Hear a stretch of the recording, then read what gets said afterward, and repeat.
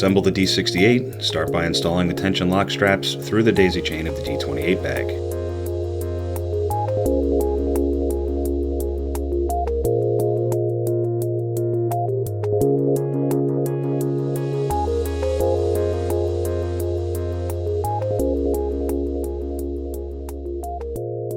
Next, grab the D20 saddlebags and remove the center strap.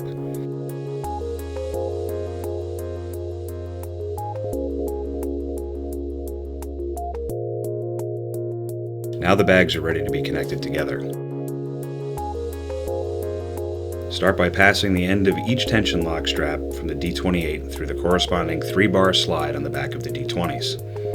Feed the strap ends back into the tension lock buckle on the D28, pass it over the middle bar, and exit the buckle the same place you came in.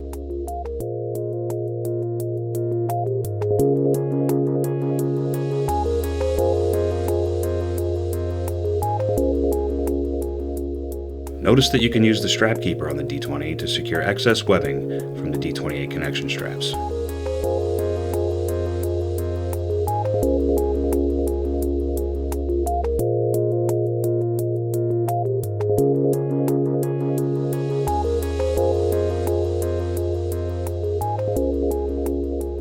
To mount the D68 combo, place the connected bags over the tail section of the bike.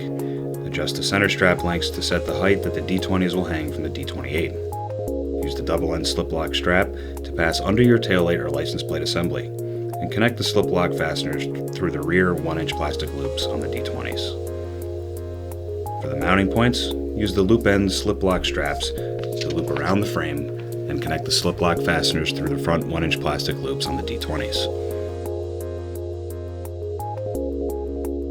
The complete bag combo can now be removed from the bike in seconds by simply disconnecting the front slip lock mounting straps.